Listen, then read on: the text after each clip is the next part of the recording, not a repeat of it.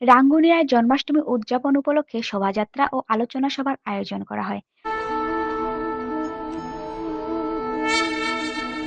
নমস্কার, আমি সুবর্ণা রায়। এতক্ষণ শুনছিলেন সনাতনী ওম সংবাদের শিরোনাম।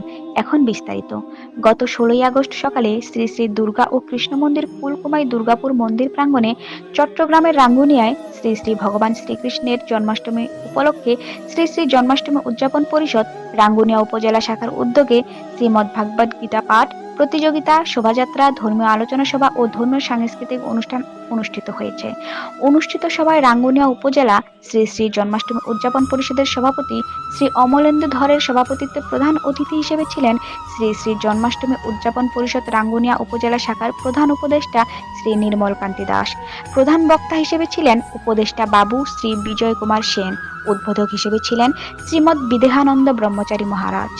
আলোকিত অতিথি হিসেবে ছিলেন উত্তর জেলা জন্মাষ্টমী পরিষদের সহ সাংগঠনিক সম্পাদক শ্রী ত্রিদীপ কুমার সাহা।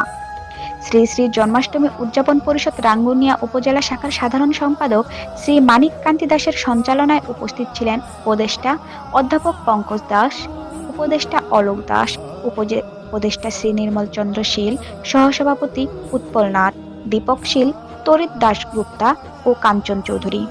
বিশেষ অতিথি হিসেবে আরও ছিলেন শ্রী সঞ্জীব কুমার সুশীল, শম্ভুকান্তি বিশ্বাস, অমূল্য বসাক, শিপন সাহা, উজ্জ্বল কুমার নাথ, প্রকাশ কুমার শীল, রাজীব দত্ত, পবন মালাকার, বিধান দেওয়ানজি, শিবু চক্রবর্তী, সুমন কান্তি দে, সুনীল শ্যাম, আশু দে, রূপন দাস, শিবু বিশ্বাস, সজল দাস, অনিক কান্তি দে, তুষার পাল, দীপস দে, ভোলন পাল, সেন্টু সাহা। গীতা প্রতিযোগিতায় বিচারক হিসেবে উপস্থিত ছিলেন রূপন কান্তি শীল, রাজীব দত্ত, বিপ্লব শীল ও প্রমুখ।